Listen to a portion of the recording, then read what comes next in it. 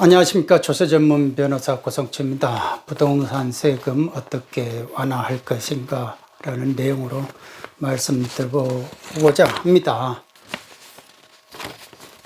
오늘 홍남기 부총리의 종부세 완화 대책에 대해서 많이 실망하셨을 겁니다. 기대를 했던 분들이 그렇지만 기다려 보시면 그나마 그것보다 훨씬 더 완화된 대책이 나올 수밖에 없다. 왜? 윤 정부의 공약이 그거였으니까. 아직은 지금 시점은 문정부잖아요. 그러니까 좀 기다려 보시면은 아직 실망할 단계는 아니다 라는 겁니다. 이 문정부의 전체적인 그 부동산 세금에 관한 제가 3년 반, 4년 전부터 계속 이렇게 올렸던 영상을 제 나름대로 그때부터 어떻게 봤느냐 하면은 저는 전 국민의 월세화 전략이다. 월세화 전략이 이게 하나의 전략이었다. 그러면 이거를 위해서 어떻게 부동산 세금을 해야 될 것이냐. 그걸 이제 기재부 세제실 사람들이 해야 될 거 아닙니까? 국교부하고. 그래서 첫 번째가 뭐를 해야 되냐면요. 일단은 제가 항상 말했잖아요. 먼저 동그라미 그리기 운동이다. 동그라미를 그려요. 이게 이제 조정지역이든지 투자지역, 과열지역이든지 동그라미를 그려야 된다 이거예요. 왜? 동그라미를 그려야만이 여기에다가 중과도 가능하고 모든 세율을 다 충과할 수 있는 거예요. 근거가 조정지역, 투자 과열지역에만이 가능하다. 그러니까 동그라미를 먼저 그려야 된다. 그러니까 동그라미를 내가 어떻게 그릴 것이냐. 그거는 주택법 시행규칙에가 그 규정의 요건이 정해져 있어요. 그러니까 주택 집값 상승이 뭐 소비자 물가지수의 1.5배 이상이라든지 뭐 다른 여러 요건들이 정해져 있다. 그러면 이 동그라미를 그리고 나서 그 다음에 어떻게 되느냐. 이 울타리를 이렇게 높게 치는 거죠. 울타리를. 왜? 못 빠져나오게 울타리를 높게 쳐야 되잖아요. 이게 이제 양도세 중과다.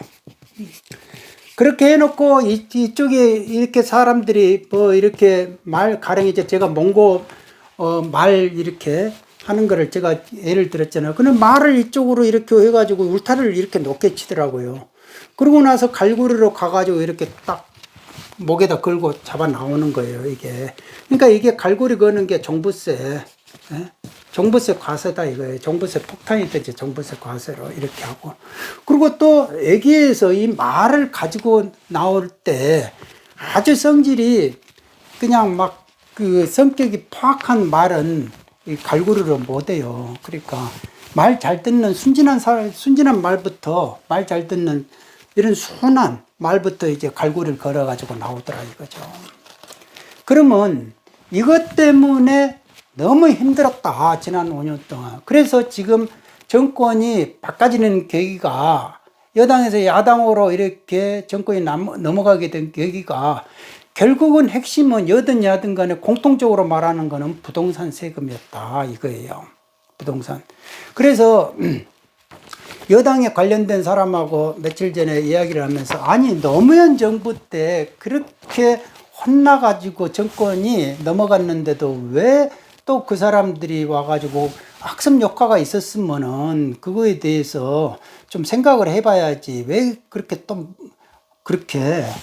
또 이런 일을 벌이냐. 그러니까 이제 그분 하는 말이 사람들이 좀 무식해서 그런다. 그러니까 무식하다고 할 수밖에 없다라고 이렇게 표현을 하더라고요. 그러니까 뭔가가 나는 그게 그분들이 무식하다고 저는 생각 안 해요.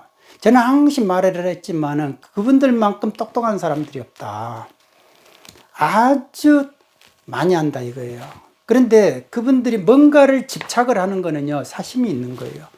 뭐든지 사람이요, 뭔가를 집착한다는 거는요, 사심이 있다고 봐야 됩니다. 근데 그 사심이 뭘까? 라고 했을 때 저는 이 전 국민의 월세화 전략으로 가는 것이다. 라는 겁니다. 그러면서 이 내로남불 산성은 굳건히 하고 이 속에 있는 사람들하고 이쪽에 있는 사람들하고 가분계가 다 다 별도다 이거. 이쪽에 있는 사람들은 뭐든지 무풍지되고 체포권지되지만 이쪽에 가본 개들은 너희들은 야야야 우리가 월세 해줄게 집값 뭐 상승해가지고 막 자꾸 힘들게 하잖아. 그러니까 우리가 그걸 월세로 다 해줄게. 그래서 다주택자들을 타켓으로 잡아가지고 무조건 때리는 거 이 사람들이 적폐 세력이다고. 그렇게 해서 다주택자가 아닌 반배 홍두깨식으로 그냥 막 두드러 맞은 거 아니에요. 그러니까 성질 났다는 거 아닙니까? 그러면 윤 정부 입장에서 어떻게 해야 되느냐? 그러면 거꾸로 하면 되죠. 거꾸로 하면 되잖아. 제일 먼저 그러면 이 조정지역 동그라미를 지어버리는 거예요. 지어버리면요, 이 양도세 중과도 안 되고 종부세 중과도, 세율 중과도 안 돼버려요. 간단해요. 그런데 이게 이제 대통령이 할 수 있어요. 주택법 시행규칙이 있으니까. 그러니까 지금도 이제 지자체가, 우리 요건에 이제 소비자 물가 집값이 하락됐으니까 그 요건에 해당 안 되니까 빨리 해제해달라. 국교부에다가 이렇게 건의를 하지만은 수시로 이제 건의할 수 있다 이거예요. 그런데 묵묵부답이다. 그러면은 이제 국교부, 정권이 바꿔져가지고 국교부 장관이, 그럼 맞네 하면서 요건에 해당되는 건 다 풀어버리면 되죠. 그러니까 무리하게 조정지역을 동그라미 그려놓은 데는 푸는 거는 맞아요. 그게 요건에 맞잖아요. 합리적으로 하면 된다 이겁니다. 그런데 이거를 전국적으로 풀어버리면은, 전국적으로 풀어버리면은 뭐 대통령이 뭐 세법 안 바꿔도 되죠. 굳이 뭐 민주당한테 뭐 아쉬운 소리 해가면서 뭐 할 필요가 뭐 있어요. 이거 동그라미 지어버리면 되는데. 그런데 이게 뭔가가 또 이제 생각해 봐야 될 문제가 생긴다라는 겁니다. 그게 뭐냐면요. 자, 조정지역을 동그라미를 해제해가지고, 만일 이게 집값이 올라가 버리면 어떻게 되느냐. 안 그래도 지금 정권이 윤 정권으로 이렇게 바꿔지니까 집값이 올라가고 있다 이거예요. 지금 최근에 올라갔다 이거예요. 현실적으로 시장에서 말을 하기를. 그러니까 눈치를 보고 있다가 이제 그동안 버티려고 했는데, 이제 버텨도 되겠구나, 이렇게 된 거예요. 그러면 이 집값이 올라가 버리면은, 지금 60선거가 있고, 지방선거가 있고, 2024년 4월 10일 국회의원 선거가 있잖아요. 그러면 만일 이 사이에 집값이 계속 올라가 버리면, 정권을 바뀌어준 이유가 집값 안정시키고 말이지, 그 불합리하게 이렇게 세금 폭탄 막 규제했던 거, 그런 거를 정리해달라고 한 것이지, 또 집값 올려버리면 집값 올라가게 놔둬버리면 어떻게 되냐. 그러면 부자 감세만 해주고, 우리들은 서민들은 어떻게 되느냐, 이렇게 되는 거잖아요. 그러니까 다수가 어떻게 돼요? 다주택자보다 서민들이 더 많죠. 무주택자가 일단 50% 이상이니까. 그러니까 어떻게 됩니까? 민심이 이반되면 어떻게 돼요? 국회의원 선거가 정치하는 사람들이 어떻게 됩니까? 표 가지고 계산을 하잖아요. 숫자 가지고. 그래서 이게 함부로 못하는 거예요. 조정지역을 풀고 싶어도 이게 집값하고 막바로 연결이 된다. 그러니까 이 우리나라가 이렇게 부동산 시장이 무진장 예민해요. 무진장 요만한 세금 요만한 하나 가지고도 금방금방 반응하고. 그러니까 이게 그 부동자금이 돈들이 전부 다 주식으로 들어가지고 산업에다 투자하고 막 그래야 되는데 그게 안 되는 거예요. 그러니까 부동산으로만 들어오는 거예요. 부동산. 그러다 보니까 조금만 뭐 하면은 막 금방금방 집값이 요동을 친다 이겁니다. 그래서 함부로 이걸 못한다 라는 겁니다. 조정지역을 함부로 해제를 못한다 이거예요. 그러면은 해제를 못하면은, 그러니까 일시에 해제는 못하더라도 단계별로 요건 맞는 거는 해줘야 되겠죠. 그거는 합리적이다 저는 봐요. 그러면은 그러면은 그 다음 대책으로는 어떻게 해야 될 것인가. 지금 윤 정권의 공약이라는 것이 정해져 있잖아요. 완화를 하겠다. 그러니까 종부세 완화를 하겠다. 이거 종부세는 일단 완화를 하겠다. 또 양도세도 무조건 2년 동안 완화를 하겠다. 그러면 폐지는 어떻게 할 것이냐? 그거에 대해서는 무조건 재산세하고 일단 통합하겠다 이렇게 되는 거예요. 그러면은 이거에 대해서 어떻게 할 것이냐 말을 해달라. 어떻게 할 것인지. 아니 일단 내가 한다니까. 이렇게 밀어붙여가지고 될 일이 아니죠. 세법이 무슨 뭐 밀어붙여 군사작전 하듯이 무슨 막 밀어붙여가지고 내가 이쪽으로 옮기면 되지 뭐 이렇게 해가지고 밀어붙이는 해서 되는 게 아니에요. 합리적으로 해야 되는 겁니다. 세법이 가장 위헌이 많이 나왔던 분야가 세법이에요. 그러니까 합리적으로 해야 된다. 그러니까 어떻게 할 것이냐에 대해서 좀 구체적으로 말 좀 해달라. 어떻게 할 것이냐. 그런데 그거에 대해서 말을 하는 거는 양도세는 2년으로까지 완화를 하겠다. 이거는 세법이 개정이 돼야 돼요. 일단은 그렇게 되면은. 근데 이거는 민주당도 어느 정도 찬성을 하고 있단 말입니다. 이게 민심이 위반되는 거를 본인들도 겪었기 때문에. 그러니까 이 양도세는 완화를 할 것이다 라는 겁니다. 그러면 종부세는 어떻게 할 것인가. 오늘같이 100%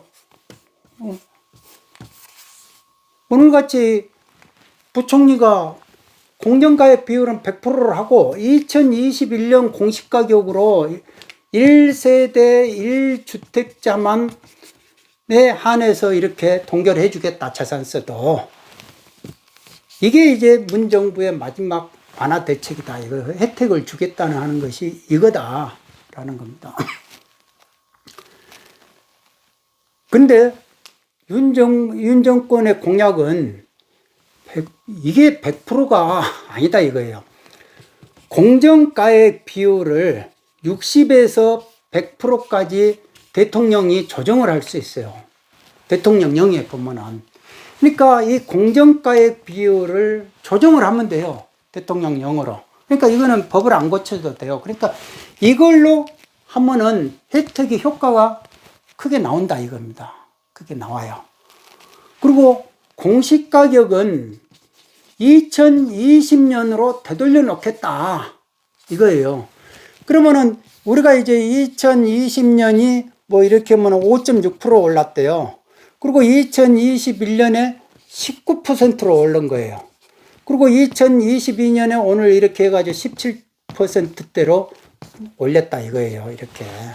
그러니까 가장 적게 올렸던 5.6% 올렸던 2020년으로 가겠다. 공시가격을. 그런데 이게 국교부 시행령을 고쳐가지고 이 공시가격 산정 기준을 만들어낼 수 있는지, 그거는 이제 내가 세법 영역이 아니다 보니까 그 국교부 시행령으로 가능하다 하면은 이게 가능하고, 세법으로만 국교부 법을 고쳐야만이 법을 고쳐야 된다 하면은 이것도 민주당이 반대를 하겠죠. 그러니까 대통령령으로 가능하다면 2020년으로 본인들이 공약을 했으니까 그렇게 할 것이다 이거예요. 그러면 공시가격을 2020년 공정가액 비율을 조정을 해버리면은 효과는 확실히 완화의 효과는 상당히 크다. 그걸로도 충분히 효과는 본다라는 겁니다. 그러면 폐지까지 해달라라고 했을 때 그러면 이 폐지가 되겠느냐라는 것에 대해서 한번 생각을 해보면요. 폐지에 대해서는 찬성하는 사람하고 반대하는 사람이 극렬하게 나눠진다. 반대하는 사람들 입장에서는 이 집값이 올라간다. 분명히 올라간다. 종부세. 이게 확실히 종부세의 효과가 커요. 그러니까 그 다주택자들 입장에서는 지금까지 뭐 세금 정책이 중과가 되고 막 이런 게 양도세 뭐 이런 게 한두 번이 아니었거든. 근데 그때마다 내가 버텨보니까 다시 원상복귀 되더라 라는 거예요. 그런데 종부세는 이게 가만히 보니까 이게 너무 큰 거예요. 그러니까 이게 감당이 안 될 정도. 2021년 딱 종부세 나오는 순간에 곡소리 나버린 거예요. 그래서 이 종부세가 무섭다는 거 아는 거예요. 그래서 이거를 집을 다주택이 아니고 이거 덜어내야 된다. 덜어낼 수밖에 없다. 라는 이제 그 절박한 마음으로 가졌잖아요.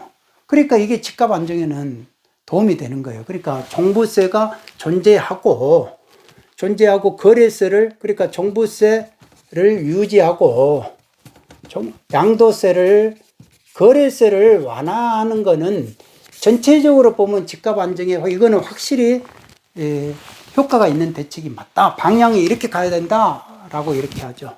근데 찬성하는 사람 입장에서는 야, 그냥 폐지한다고 했지 않느냐. 그러니까 폐지해주라. 이것 때문에 정권 교체된 거 아니냐. 우리들이 그 여러 같은 뭐 이렇게 한 거 아니냐. 라는 식이에요. 그러니까 집값하고는 일단 관계없이 아니 폐지해달라 이거예요. 폐지해달라. 그러면 폐지를 한다고 했는데 근데 직접적으로 내가 폐지할게요 이렇게 말한 적은 없어요. 그냥 재산세와 통합하겠다 이거예요. 그러니까 이게 통합이라는 말의 의미가 그러면 어떻게 할래? 라고 하면은 이거에 대해서 디테일하게 나온 거 없다 이거예요. 그러니까 디테일한 것이 없다는 거는 전문가가 이건 뭔가가 짜지를 안 했다 이거예요. 제가 볼 때는 어떻게 해서 재산세하고 통합이 되겠느냐, 세법의 논리가 이게 맞아떨어지냐 이거예요. 왜냐하면은 이쪽에 이 자치구에 이렇게 이쪽에가 이제 송파, 뭐 이쪽에가 강남, 뭐 이쪽에가 성동, 뭐 이런 식으로 있다고 해보세요. 그러면 재산세는 송파에서 걷고 강남에서 걷고 성동에서 각각 걷어가지고 자기 지역에다가 쓴단 말입니다. 그러면 종부세는 뭐냐? 종합재산세예요. 종합세. 당신이 하나, 둘, 전국에 세 채 있네? 그러니까 세 채 있으니까 중과 좀 해야 되겠어. 그래가지고 내놔, 종부세. 그걸 국세로 걷어가지고 이거를 지방으로 다 교부금으로 뿌려준다 이거예요. 그러니까 폐지하자는 입장에서는 아니 무슨 재산세도 걷고 또 국세도 또 걷냐. 그러니까 이중과세 아니냐. 라는 의미에서 위헌이니까 폐지해야 된다. 라고 나오죠. 그런데 여기에서 통합을 하겠다고 그래요. 통합을. 국세가 아니고 이걸 없애고 그러면 통합을 지방세로 통합하겠다 하면 어떻게 해야 되냐. 지방세 개념은 그 지자체에서 쓰는 거예요. 미국의 재산세도 다 그 지역에서 쓰는 겁니다. 그 지역에서. 그러니까 이 지역에서 다 써야 되는데 그러면은 지금까지 지방으로 뿌려주는 이게 없는 거예요. 그러면은 이게 재산세에 따라서 공시가격에 따라서 딱 정해져 있는데 률이 재산세 거두는 것이 이거를 그러면 세 채니까 이쪽에서 조금 더 내 이렇게 할 수 있냐 이거예요. 그러니까 어떻게 할 것이냐. 이거는 대통령령으로 되는 게 아니에요. 그러니까 전체적으로 우리나라 세법의 체계를 바꿔야 된다 이거예요. 만약 이렇게 한다면은. 그러니까 그거에 대해서 보관이 있었느냐. 어떻게 할 것이냐. 디테일이 있느냐. 만일 이거 없이, 그냥 내가 하겠다니까, 그냥 내가 하겠다니까. 그렇게 되면은 밀어붙이기 식으로 하면 어떻게 되느냐. 후유증을 분명 꼭 겪게 된다. 그에 대한 대가를 내놔야 될 것이다. 라는 겁니다. 그러니까 과연 이게 옆에 이 공약을 쓸 때 옆에 전문가가 있었느냐. 전문가 머리에서 나와가지고 전문가 협의체를 해가지고 이게 제대로 디테일까지 계산하고 말을 한 거냐. 안 그러면은 말에 이제 걸려가지고 이거를 이렇게 하지도 못하고 뒤로 빠지도 못하고 샌드위치 딜레마가 돼가지고 그러면 나중에 이제 이게 거짓말이 돼버리면 어떻게 돼? 공짜에 그야말로 공약이 돼버리면 어떻게 될 것이냐. 라는 것. 저는 이게 상당히 걱정이 되더라 이겁니다. 밀어붙여가지고 될 일이 아니다 이거예요. 세법은 합리적으로 해야 되는 거예요, 세법은. 그러니까 인수위에 부동산 전문가가 제로다는 거 아니에요. 그러니까 우리 부동산 TF 별도로 만들겠다. 걱정 마라. 우리 별도로 대책을 하겠다. 그러면 이쪽에가 부동산 TF가 되려면은 전문가가 참여를 해야 돼요. 전문가가 참여를 하고 여기서 고위직 막 이런 분들, 철학을 가진 분들이 있을 필요가 없어요. 지시만 했던 사람들이 굳이 여기 있을 필요가 없다 이거예요. 왜? 철학을 가진 사람은 대통령 한 명이면 좋게요. 대통령의 철학을 구체화시킬 수 있는 것은 전문가가 하는 겁니다. 자꾸 지시만 내려봤던 사람들이 디테일 그걸 어떻게 구체화시키냐 이거예요. 본인이 실무를 안 했는데. 그러니까 전문가가 필요하고 전문가가 말이 전문가지 솔직히 우리나라 세법에서 전문가라 찾기가 쉽지가 않아요. 솔직히. 그게 우리나라 세정 현실의 가장 불행이다 이겁니다. 불행. 그러니까 우리 세무 공무원들이 6급, 7급들이 8급 이런 세무 공무원들이 세법 개정하는 거예요. 무슨 뭐 전문가 협의체 거쳐가지고 뭐 전문가 논의하고, 저는 제가 겪어본 시점에서는 그러지는 않았던 것 같아요. 그러니까 세제실에서 5급 그 사람들이 따따닥 바꾸고 다 그러잖아요. 그래, 그래서 법무부에서 그걸 걸러내느냐? 뭐를 걸려내요? 본인들도 우리가 어떻게 하는 건 뭐 이런 식으로. 그러니까 세법 개정이 너무 쉽다, 우리나라가. 그 이유가 뭐냐, 이거예요. 전문가가 없어서 그래요, 실제로. 전문가가. 교수면은 전문가다? 아니에요. 무슨 내가 세무사 하면 전문가다? 아니에요. 변호사 하면 전문가다? 아니에요. 그러니까 실무와 법리를 다 겸비하기가 힘들어요.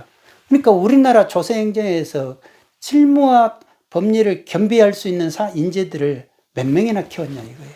그럴 만한 기회를 얼마만큼 줬느냐. 그러니까 그런 부분에서 우리가 아직, 그리고 지방세 기본법만 해도요, 법리가 없이 하다가 기본법이 2011년인가 그때부터 이제 만들어져 가지고 한 거란 말입니다. 근데 자꾸 1가구 1주택이라고 하잖아요. 국세에서는 1가구 1주택이라는 게 존재하지가 않아요. 그러니까 오늘 홍남기 부총리도 나는 저분이 1가구 1주택이라고 말하는 거 이렇게 유심히 봤는데 1세대 1주택이라고 말을 하더라고요. 그럴 수밖에 없어요. 그게 법리니까. 근데 정치인들은 1가구 1주택 말하는 거예요. 지방세에서 자꾸 1가구 1주택 지방세 특례 제한법이 하나 있는 것 가지고 이게 어떻게 됩니다. 굴러온 돌이 박힌 돌을 빼버리는 거예요. 1세대 1주택이라는 거를 이 1가구 1주택 개념으로 쫙 깨버린다 이겁니다. 이런 말을 쓰는 사람들이 전문가다? 절대 아니다 이겁니다. 절대 아니에요.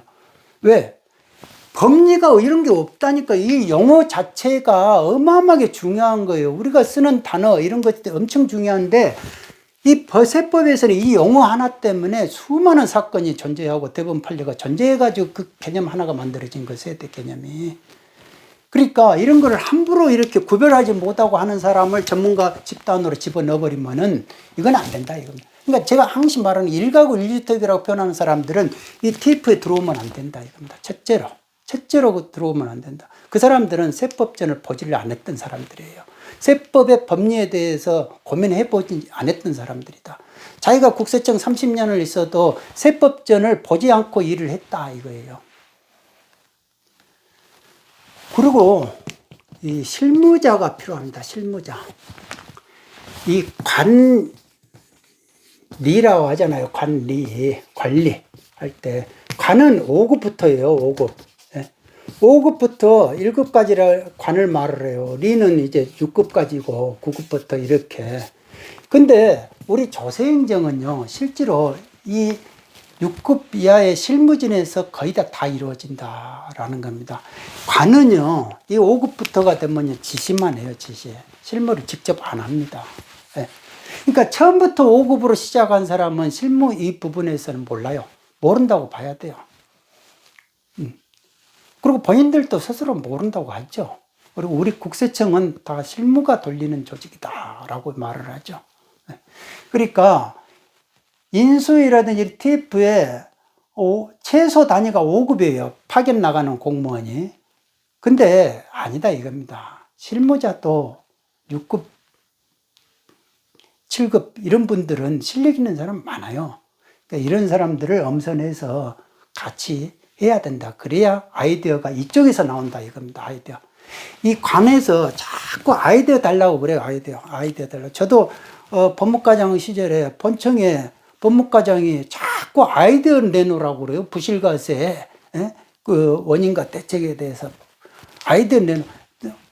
저는 밖에서 들어가 보니까 그 고착된 관행을 눈에 많이 보이니까 그거에 대해서 개선하는 그런 거를 내가 자꾸 제시를 해줬거든요. 그러니까 그거를 고맙다고는 또 안 하고 왜 더 안 주냐고 막 고통을 치는 거예요. 자기 직급 한 직급 올라가기 위해서. 그러니까 자기 스스로가, 저는 그때도 자기가 그 국세청에 20 몇 년을 근무했으면 자기가 아이디어 내지 왜 남한테 달라고 그러지. 그랬다니까. 그러니까 물이 들어버리면 하나의 상이 생겨버리면요 몰라요. 안 보여요. 안 보인다 이겁니다. 성직자들도 제복 입어버리면은 안 보여요. 상이 생겨버려. 뭐든지 남을 훈육하려고 가르치려 하는 상이 생겨버린다 이겁니다. 그리고 대접받으려 하고 하심이 아니고 그렇게 돼버린다 이겁니다. 그러니까 삼천포로 빠져버리는 거예요. 그러니까 그래서 실무자가 꼭 필요하다라는 겁니다. 실무자가. 전반적으로 저는 그런 느낌이 들어요. 이 종부세가 이렇게 작년 겪고 나서 상담을 이렇게 많은 분들 해보면은 트렌드가 바뀌어졌구나. 그걸 확실히 느낍니다. 왜 그러냐면요. 예전에는 이렇게 한 채 있고 또 근금 전략해가지고 두 채 만들고 세 채 만들잖아요.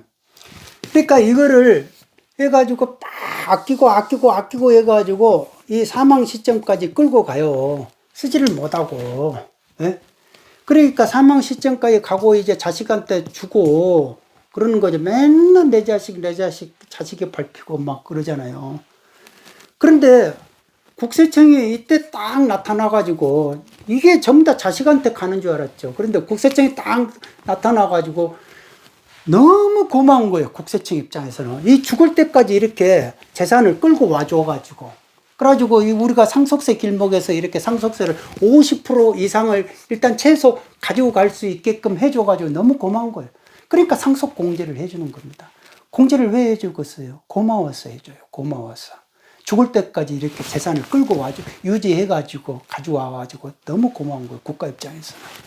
그러니까 당연히 해줘야죠. 공제를. 그러니까 이 중간에 어디 써버린 사람을 아주 싫어해요. 국가는. 아주 싫어해 가지고 막 처분 재산을 어디다 용도 불분명하면 그 상속 재산에다가 합산해버리고 뭐 사전 증여하면 10년치 거는 뭐 합산해버리고 막 이런 규정을 넣어놨잖아요. 화가 나니까, 싫어하니까. 예. 근데 그런 거 안 하고 여기까지 딱 끌고 오면 고마워서 공제를 해주죠. 그런데요, 이제 이거를 안 거예요. 내가 근검 전략 해봐야 쓰지도 못하고 이게 젠장 하루 3끼 먹고 더 좋은 거 먹으려고 했는데 이제 내가 이제 병이 이렇게 들어가면서부터 내가 3끼 먹었던 것이 이제 한 끼도 못 먹게 생겼더라. 그러니까 뭐를 더 쓰려고 해도 돈을 쓰지를 못한다 이겁니다. 그러니까 아버지가 상속세 내가지고 아버지 거 물려받는데 돈 100억을 상속세 냈다 하더라도 이분이 이거를 그대로 그 물려받은 그 재산을 죽을 때까지 내가 영으로 만들 방법이 없는 거예요. 방법이. 이제 본인도 이제 돌아가실 시점이 돼버리니까 고민이 안 될 수 없죠. 그러니까 도대체 돈을 쓸 방법이 없다 이겁니다. 그렇게 돼버리면. 그러니까 나이가 드셔가지고 이제 70, 80 넘으셔가지고 돈을 쓸려 해도 어떻게 됩니까? 자식이 가만히 안 있어, 자식이 아니 내 재산인 것처럼 생각하고 했는데 뭐를 이렇게 재산을 팔아가지고 써버린다 하면 화가 난다니까요. 자식들이. 특히 애지중지 이렇게 키운 애들이 더 막 부모를 그냥 만만히 보고 그렇게 달라들고 그런다 이거예요. 스트레스를 준다 이겁니다. 그러면 스트레스 받으면 단명한다 이겁니다. 나이 드셔가지고 스트레스 받으면 기력이 한번 떨어지면 회복이 안 돼요. 회복이. 그러니까 재물이라는 거는 이 재물에는 다 후유증이 있대요. 후유증. 그러니까 재물을 많이 모으면 후유증이 많아요. 이 이치를 알아야 된다. 그러니까 재물이 많아가지고 말년에 내가 더 마음이 편하고 더 이렇게 가볍고 기분이 하늘을 날아갈 듯이 즐겁다 이렇게 할 수 있는 사람이 누가 있느냐. 나이를 먹고 점점 가면 갈수록 이게 마음이 무거워지는 거야. 천근만근처럼. 그러면 어떻게 돼요? 땅 진짜 그쪽으로 자꾸 내려갈 거 아니에요. 기운이라는 게 하늘로 올라가야 되는데 기운이 가벼워서 풍선처럼. 그러니까 이런 후유증의 대가는 자기가 다 받아야 된다. 그리고 재산을 이쪽에다 끌고 가도 국세청이 고맙다 하면서 가지고 간다. 이거 공제 좀 해주고. 그리고 자식들끼리는 어떻게 됩니까? 서로 싸울 수가 있다. 이거. 장례식장에서 아버지 장례식 치르면서 거기서 자식들끼리 싸워가지고 칼싸움 해가지고 살인 사건 나버리잖아요. 그러니까 실제로 이 사건도 있더라니까요. 상담해보면. 그러니까 도대체 재물을 뭐 때문에 모으냐 이거요. 그러니까 이제부터는 이 노에서 내가 병으로 가는 이 단계구나. 내가 55세, 60세가 넘으면 이제 내가 이제 병이 오는 시기구나. 그러면 내가 걸어다니는 이 순간이 마지막이구나. 마지막 나에게 주어진 마지막 입세, 마지막 시간이구나. 그러니까 내가 조금이라도 더 좋은 데 가고 싶고, 또 여행이라도 가고 싶고, 더 사람들하고 만나서 좋은 이야기 하고 싶고, 맛있는 것도 먹고 싶고, 좋은 호텔도 가고 싶고, 돈을 쓰려면 이때 써야 된다 이거. 걸어 다닐 때, 자력으로 돌아다닐 때. 병에 들면 타력이다 이겁니다. 그러니까 지금 오늘도 뉴스 보면은 80대 할머니가 요양보호사한테 두드려 맞았다는 거 아니에요. 그러니까 일본 같은 경우가 노노 상속이 이게 심각하다는 거 아닙니까? 노노 상속. 이게 아버지가 90세면은 이 자식이 한 70세다 이거예요. 아니면 60세가 된다 이겁니다. 60세가 훨씬 넘는. 그러니까 노노가 되니까 애기도 이제 기력이 떨어져 가지고 죽음을 기다리는 시점이다. 그러니까 상속받아도 쓰지를 못한다라는 겁니다. 그러니까 어떻게 돼야 되느냐. 세금 부담, 이거를 정부가 나를 위해서 뭐를 해주기 바라기보다는 내가 알아서 이제 처신을 해야 된다. 종부세는 이게 임기 내에 폐지되기는 어렵겠구나. 빨리 눈치채고 그럼 내가 어떻게 해야 될 것인가. 정치인이 국민을 위해 준다는 말에 저거를 믿어야 되느냐. 아니다.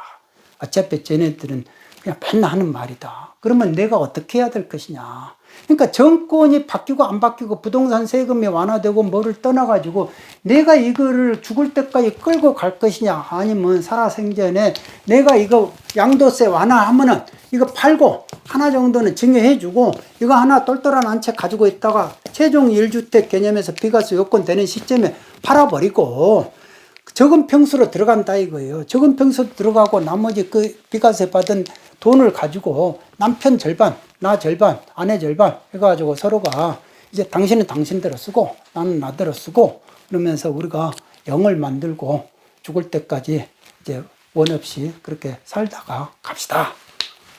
라는 식으로 이렇게 설계를 하는 분들이 최근에 생기기 상담이 그런 분들이 들어보시더라 이거예요. 그렇게. 그러니까 세금과 인생이다 이겁니다. 세금과 인생이에요. 인생. 세금과. 그래서 제가 세금과 인생이라고 유튜브 채널명이 세금과 인생이다 이겁니다. 내 인생관이 어떻게 되어 있느냐에 따라서 이 세금도 같이 작동이 되는 거예요. 내가 죽었다 깨어나도 이 셋째, 넷째 이렇게 하면은 계속 이제 종부세에 시달리고 세금에 시달린다 이겁니다. 일희일비 하는 거예요. 일희일비 하면서 어떻게 됩니까? 나는 백발이 되어가고 죽음의 길목이 금방금방 찾아오는 거예요. 호흡지간이라 하잖아요. 호흡지간에. 그러니까 엊그제도 이렇게 평소 뵀던 분이 갑자기 전화 오셨는데 그동안 소원했다면서 쓰러지셨대요. 그래가지고 응급실 가고 죽을 뻔했다고. 그러니까 기약을 할 수 없어요. 기약을. 이미 60이 넘으시면은 기약을 할 수 없고 70이 넘으면 더 기약을 할 수 없고 그러니까 내 재산을 어떻게 정리를 할 것인가 거기에 방점을 둬야 된다. 이 부동산 세금 완화박 이런 거보다는 그러니까 기회가 주어지면 완화, 양도세 완화 딱 기회가 주어지면 팔아버린다. 딱. 그리고 내가 이 똘똘한 한 채로 가고 그러면 어떻게 하겠다. 1세대 1주택을 막 이렇게 때리는 그런 정권은 앞으로도 없어요. 그러니까 내가 똘똘한 한 채로 가지고 가지고 나중에 이제 이 비과세를 받고 내가 이제 조금 더 평수로 말년이 되면은 뭐 큰 평수가 뭐 필요 있겠냐 하고 이제 부부끼리도 그렇게 서로가 딱딱 나눠 써가지고 이제 자기가 원 없이 할 거 있으면 마무리 하는 거죠, 자기가. 나중에 갑자기 병 걸려가지고 암 걸렸다 해가지고 그때 딱 여행 다니고 해봐야 무슨 소용이냐 이거. 평소에 걸어 다닐 수 있을 때 머리가 시원할 때 힘이 있을 때 해야 된다. 그리고 자식들한테도 그거를 일러줘야 된다. 그겁니다. 여기까지 하겠습니다. 구독자 여러분 항상 건강하십시오. 감사합니다.